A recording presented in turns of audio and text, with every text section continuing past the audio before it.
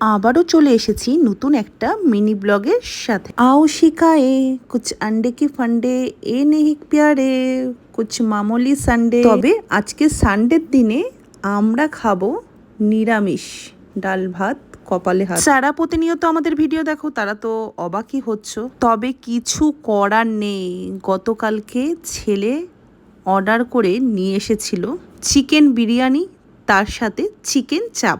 পর 2 দিন খাওয়া হয়েছে মটন আর চিকেন।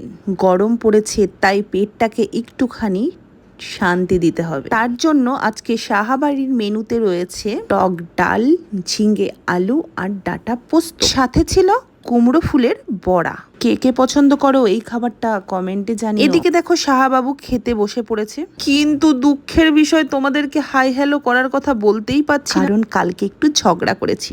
চলো ছেলে রিভিউ দেবে আজকের মেনু। কেমন হয়েছে বাবা আজকে খাবারটা? ভালো। তাহলে সবাইকে টাটা বলে দাও। টাটা।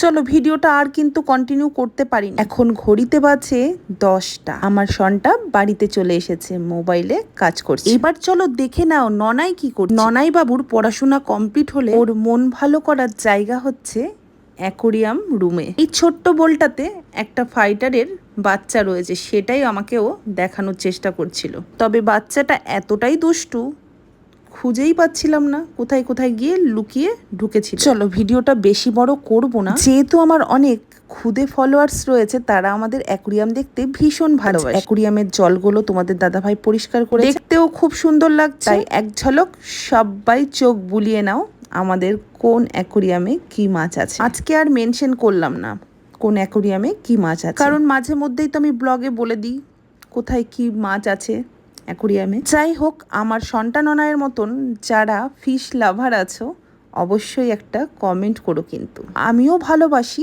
কিন্তু দূর থেকে দেখতে ভালোবাসি, মেনটেন করতে একদমই না।